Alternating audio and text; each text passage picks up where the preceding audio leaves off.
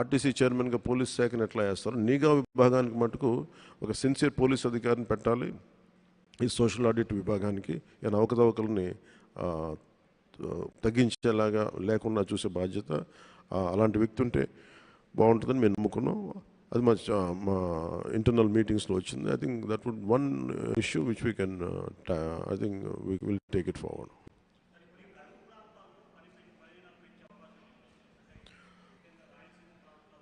ఖచ్చితంగా ఉందండి. అది ఆ రోజు పరిస్థితులను బట్టి, ఎందుకంటే ఇది కేంద్ర ప్రభుత్వం తీసుకున్న గ్రేటెస్ట్ స్కీమ్స్. ఇది మనకి ఇవ్వడానికి కొన్ని చోట్ల 150 దినాలు కూడా ఇచ్చిన సందర్భాలు ఉన్నాయి. సో మనకు అవసరమైతే అది ఆ పరిస్థితులను బట్టి కరువు ప్రాంతాలు ఉన్న చోట పెంచే స్థాయి ఉంటుంది తప్ప ఇదే పరిమితం కాదు. అది కూడా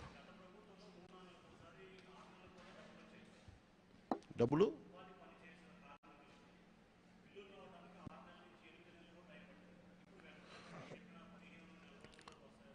మీరు చూస్తే ఇప్పుడు మీకు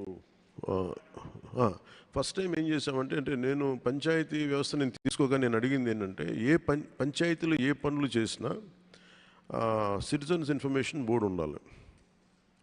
ఇదివరకు ఉన్నాయా అంటే ఆ ప్రాక్టీస్ 20 years బ్యాక్ ఉండేది, ఇప్పుడు పెట్టట్లేదు అని పెట్టారు. ఎందుకు పెట్టట్లేదు అని పెద్ద రీజన్ ఏం లేదు, అది అడిగేవాళ్ళు లేరు. నేను చెప్పాను ప్రతి చోట పంచాయతీ సిటిజన్ ఇన్ఫర్మేషన్ బోర్డు ఉండాలి. అలాగే ఇది మేము పెట్టింది ఏంటంటే, ప్రతి పంచాయతీలోనూ ఈ డిస్ప్లే బోర్డు, మీరు గ్రామసభ అయిపోయిన తర్వాత ఏ పనులు ఒప్పుకున్నాం, ఈ పంచాయతీ ఏ పనులకు ఒప్పుకుంది, ఎంత డబ్బు అలొకేట్ చేసింది ఏ పనులకి, ఇది గోడల మీదే కాకుండా సోషల్ మీడియా యువత కూడా ఏం చెప్పండి, మీ సోషల్ మీడియాలో ఇది మీరు డౌన్లోడ్ చేసుకోండి. ఇది డౌన్లోడ్ చేసుకొని మీరు భాగస్వామ్యం కావడానికి మీరు కూడా దీన్ని పదే దీన్ని చూసుకొని మీరు క్రాస్ చెక్ చేసుకోండి. అది మీకు అడిగే హక్కు ఉంటుంది అనేది ఇలా చెప్తున్నాం. 2 సోషల్ ఆడిట్ మటుకు చాలా బలంగా తీసుకున్నాం. సోషల్ ఆడిట్లు గతంలో కూడా మన సోషల్ ఆడిట్ చేసిన హెడ్ మీద కూడా చాలా అభియోగాలు వచ్చినాయి. ఆయనతో మాట్లాడాను కానీ ఆయనతో అభియోగాలు వచ్చినాయి. అందువల్ల ఆయన రిజైన్ చేయించేసాం. రకరకాల అభియోగాలు వచ్చినాయి.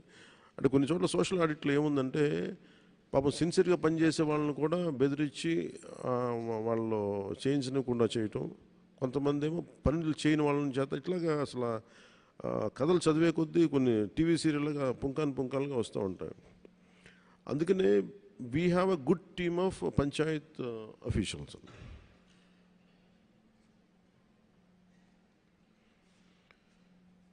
గుడ్ టీమ్ ఆఫ్ పంచాయత్ అఫీషియల్స్ని పెట్టాం. పంచాయత్ వ్యవస్థ కానీ ఎనీ డిపార్ట్మెంటల్ వ్యవస్థ ఎలా పనిచేస్తుంటే, ఎవరైతే దాన్ని నడుపుతారో ఆ వ్యక్తి తాలూకు కమిట్మెంట్ బట్టి కింద అదే పర్క్యులేట్ అవుద్ది.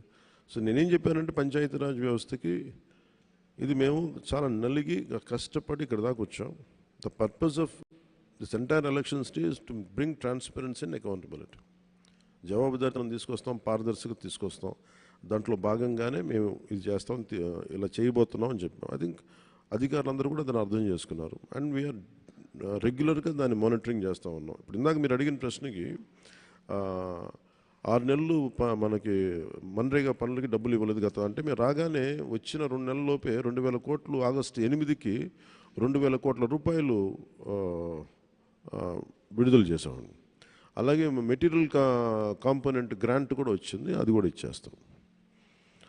అంటే ఇదేముందంటే, కేంద్రం ఎవరు వచ్చిన బ్యాంక్స్ కానీ లోన్స్ వాళ్ళు ఒకటే అడుగుతుంది ఏంటంటే, మీరు పేమెంట్ చేస్తారు, మీరు నిలబడతారు అంటే, మాకు it's all about trust issues. ఇవన్నీ వచ్చిన డబ్బులు మీరు దుర్వినియోగం చేసి అటు వెళ్ళిపోతాయి ఇటు వెళ్ళిపోతాయి అంటే మాకు భయం ఉంటుంది. చాలా పథకాలు గ్రాంట్ కాస్త రీఇంబర్స్మెంట్ అయిపోయింది. సో రీఇంబర్స్మెంట్ నుంచి తిరిగి దీన్ని గ్రాంట్కి తీసుకెళ్లాల్సిన పరిస్థితి. ఆ ట్రస్ట్లో భాగంగానే we have to create a social trust, means trust between lender and Lendi.